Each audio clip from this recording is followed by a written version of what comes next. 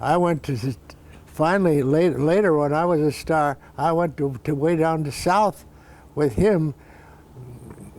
Well, I don't guess I'm going to... No, go ahead, go ahead. Well, you can cut it out. But when I was traveling with him up here, it was difficult to get a hotel for him and Right. me too. Right, right. Then later on, I traveled with him to the south, and I couldn't get a You mean when you're in the north? yeah. He had marvelous hotels, but they're for all black, and they didn't like people like me, and I don't blame them. So you were discriminated against? Oh yes. Such the stupidity of this whole unation of with the color Yeah. of somebody, and thank God they're beginning to, because a lot of them are smarter than we are. Mm-hmm. Yeah, it's amazing how music. It didn't take. It wasn't too much. Take too much. Amazing how music really is one of the things that cuts across all that BS. What? That it's how music cuts across all the bad stuff. You know, really sort of joins people together.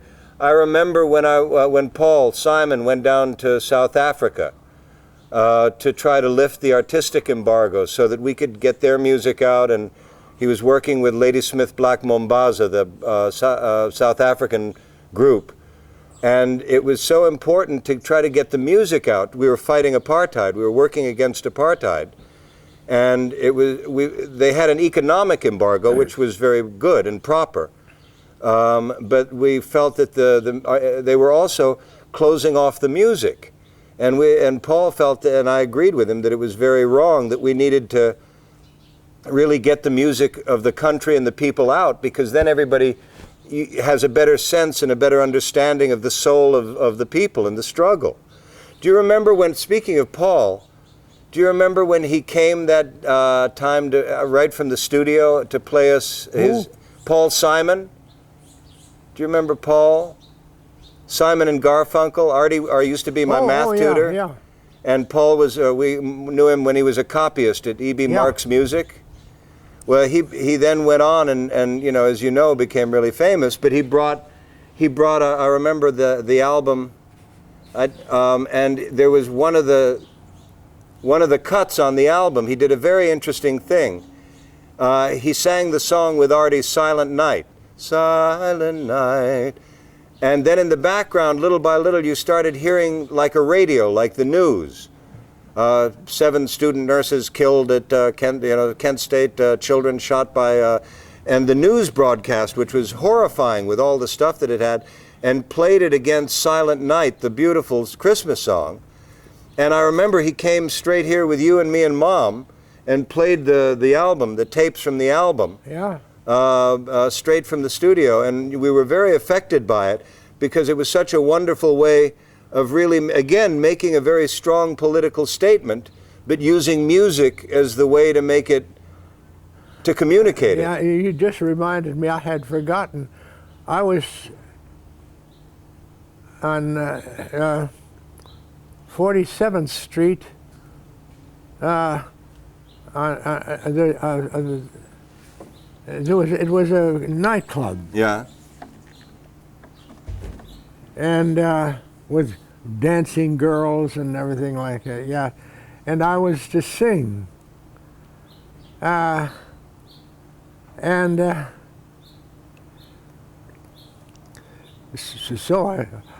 I appeared there.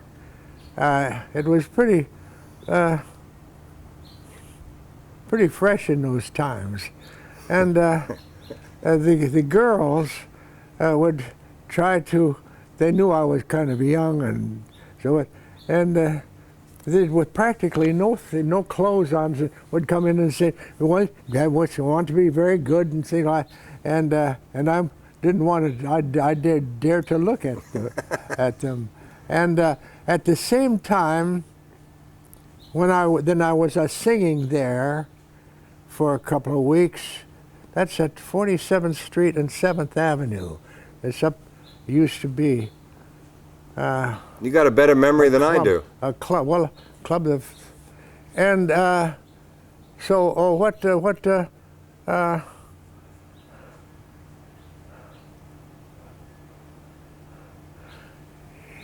yes, these two kids came and told me that they sing, and maybe could I get a job someplace. And it was what's his name, the great singer. They got going. Oh, what did you do just? Paul Simon? Yeah. Was it Paul? Yeah, Really? Yeah. They were two kids. You're kidding me. So you knew him even before that, you'd met him? Yeah. Wow. Yeah. I didn't know that. Yeah. He's really turned into one of the great songwriters of our time, Paul. Who? Paul has turned into one of the truly great songwriters of our time. He's done some beautiful stuff. Oh, yeah. Probably one of the best. Yeah. He was in town just recently. You guys set? Yeah, we're set. Had asked you before, just because it's such a great story, about when you helped them test television for the first time. When what? You helped them test television when they put you in the box with all the hot lights. Do you remember? Yeah. Well, You were doing your radio show, I think. we had. I had for the first time a morning at 11 o'clock, a 15-minute show with my partner, and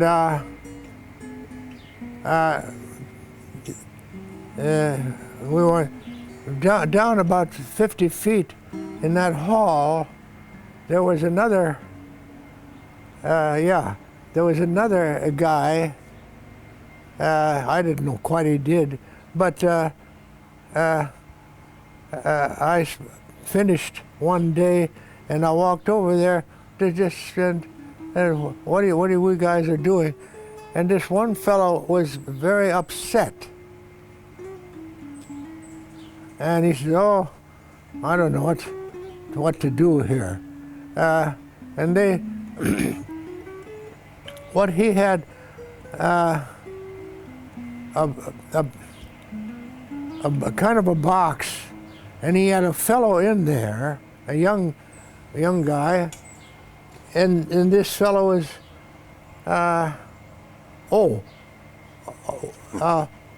this fellow just had to stay in there in that box for about a minute. It was very hot, and they were trying to get a picture of him. I said, "What are you doing here?" And he said, "Well, my guy it's too hot. He doesn't want to stay there." And I said, "What are you doing?" He says, "Well, we're getting a picture, and I'm sending it over to Jersey." I said, "What's in Jersey?" He says, "Well, there are about 90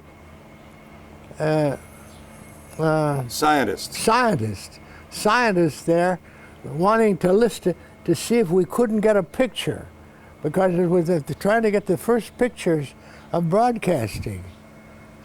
And they were trying to get this fellow's picture, but it was so. The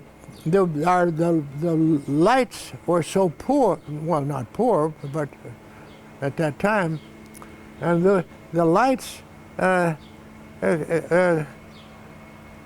had got to be so hot to be light enough so they could get his face and broadcast it over to Jersey. And that was radio. The TV. There was the first TV. Yes. Yeah. Yeah. First broadcast. Yeah. I forgot that. And so then I did it. I said, "Well, I'll do it." Yeah. And they had but but it was awfully hot because I could. I stayed a minute and a half Yeah. in there, and it was getting so hot. But I was tough. So you're the one, you started all this television stuff. It's your responsibility. I was. Your fault. Yeah. Well, I'm sorry. Yeah. You have any But other? at that time,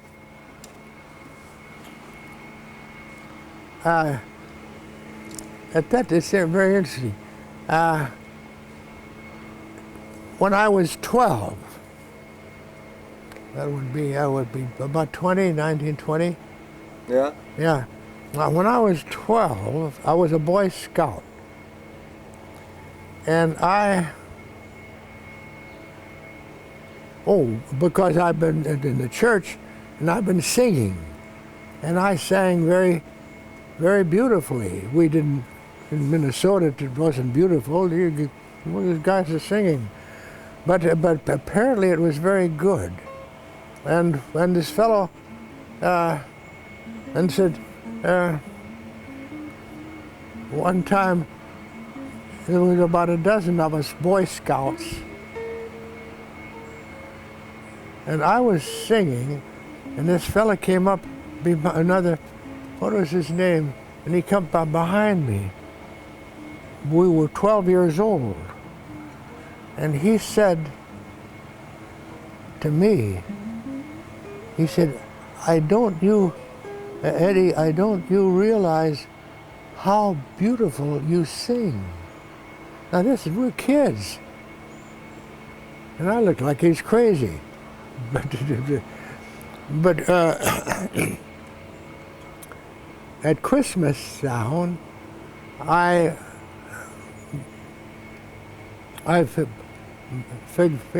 through the Boy Scouts, all the Boy Scouts would give out, do their things for Christmas. Mm-hmm. And so I wrote a thing about we would go to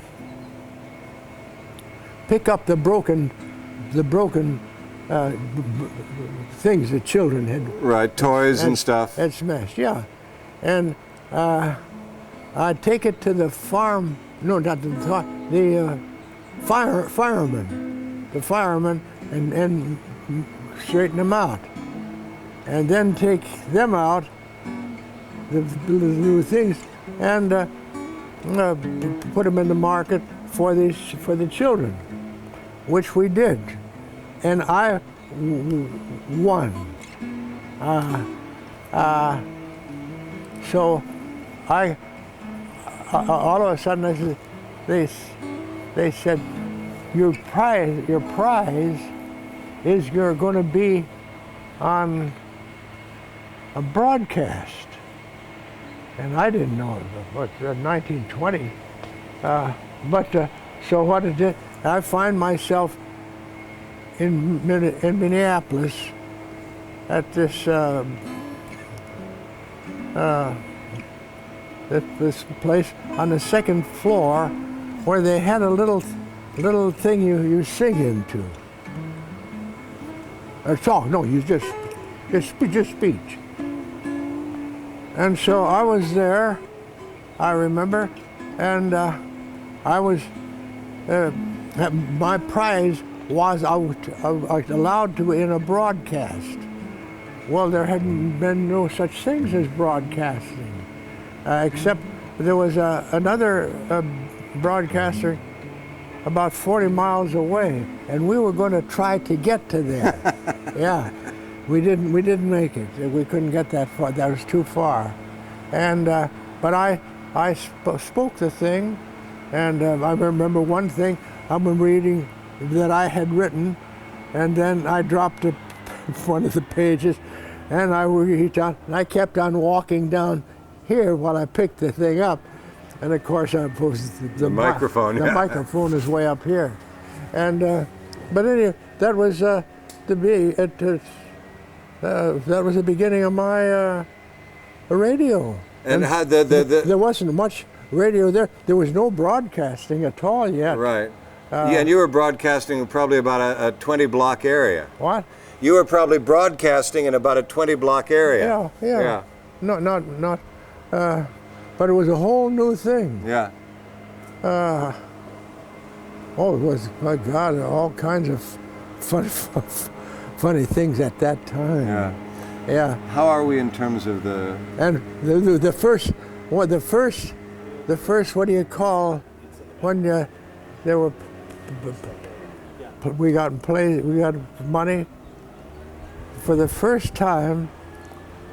I've forgotten it. It'll come to me, and it was a tire company. And they said, "You're going to have a broadcast here." And so we did it. And wouldn't you know it, when we put it on, and right with the thing, the tire blew up. Yeah.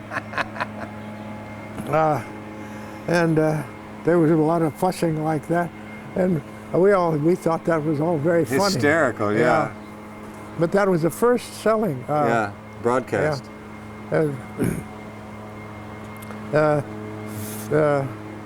New York was starting, and Philadelphia. Yeah. There was another big thing there. All of it was just getting started. Oh, I should have think about that and make some. Let me just check on the sound here, because we've got somebody doing yard work over here. Is that your yard? No, but I can certainly kind of probably stop them, although I'm aware that there's energy level is beginning, and I don't want to... Well, I had one question, maybe. Sure. You're fine with the sound. Yeah, you want to take a quick listen? It's in the background, but it's not... Okay, well... Yeah. Now he'll start again. Yeah. But if you're cool with it... Yeah. If you put the earphones on, he'll stop. I can hear him now.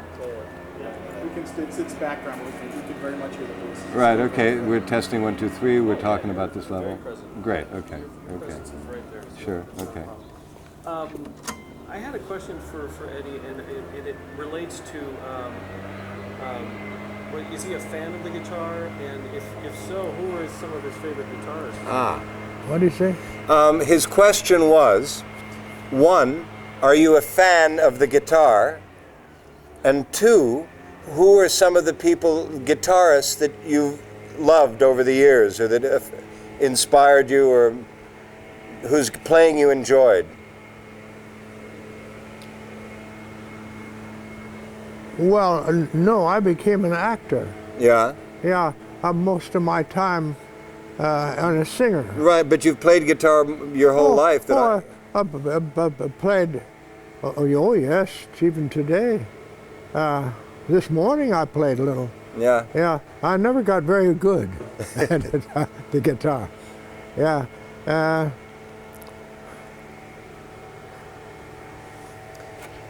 In 1948 and 49, Les Paul and Mary Ford lived here on Sunset Boulevard, right off the Person.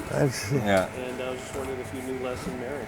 No, he didn't. But Django Reinhardt, yes. Chet Atkins, yes. Laurinda Almeida, yes. No, I can't think of any of the songs. When I was a young man, I've said that.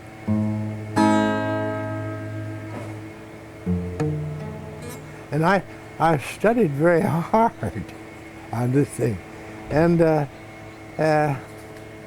but then I didn't continue to play. And so I really forgot most of it. But the singing and the voice, it's one thing. Yeah. And because the singer is usually playing it for himself.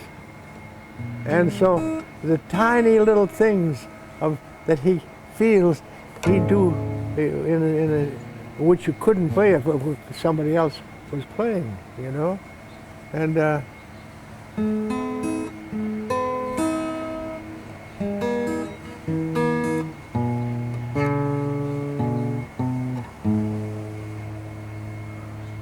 I've forgotten. No, you're right on it. You're right on it.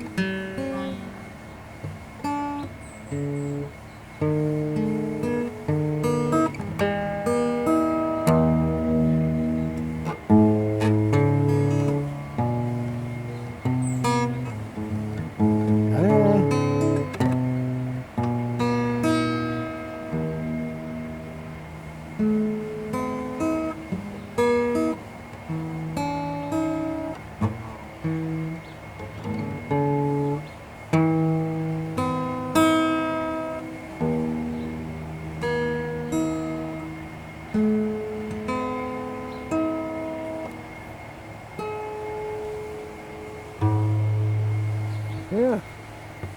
Well, there's nothing to compare with it. Nothing at all. A pianist singing for himself and playing his piano is nice. But a piano is not the guts in it like this is. Yeah. You know? And you can't put your arms around a piano. And kiss it. Yeah. Who bought you your first guitar? Do you remember where you got your first guitar? Well, there was, before that, there was a funny thing that had sort of like a drum on it and things like that when I was maybe in high school. And it drifted into some serious at that time. I've never seen, we had, I was at that time, I was singing on Friday night, every Friday night at a motion picture place. They would have a half a dozen people there, and they would. I was one of them, and you're there entertaining. They stop in the middle of the show like that, and Friday night they'd have something live, people, and they would be talking, they would be singing, or fighting, or all kinds of funny things, and so I got into that, and I think I won 50 cents one time. Yeah, and one time I was going to sing, I was singing, and there was, what was his name? Red. He was a sailor, an old sailor, and he did lots of things of lift. Strength. Yeah, strength. Feats of strength. And one of the things he does, he had a lot of horseshoe things. Yeah. And he put them out to show to people. This is a little neighborhood. Right. And so I was helping him, and I went around and handed people about a dozen. He'd straighten out the horseshoes? Yeah. And so then he did all kinds of other things like that. What was his name? But finally, then he finishes there, and he could they have his The horseshoes. oh, the what do you call them? The horseshoes. Horseshoes, yeah. And he said, Eddie, go out and pick up all the and they were a bunch of fellows from Europe someplace. They were just workmen, and they couldn't speak very English. But we did happen to be that kind of a, and so I went up there and I says, give me the, and somebody said, don't do it, and they wouldn't let me have it. And I tried to get them, and they were laughing, and they knew it. They hit us, and the guy he got angry. Yeah. And he says, don't fool around here. And they said, I'm going to get them those things. Well, they came through the air. They started throwing them back at you. Oh, there was Yeah. coming in, whoo, down, whoo, like a whoo, and whang into the back of the wall, down to the thing. And I'm out there in the middle of them trying to pick them up. And so I got scared to death because those things were heavy, and they were whistling on the back of them, and these people were having a wonderful time. These guys, they were workmen. And I think I remember you telling me that they'd bent them back. Oh yes, yeah. The audience. They straightened them out. Yeah. They were workmen, Yeah. really workmen Yeah. from Europe or someplace. Yeah. And very tough. Yeah. And so finally I said, I'm way down here, and I run back and under the stage. And get into my bicycle, and I got the hell got Got out of town. Yeah.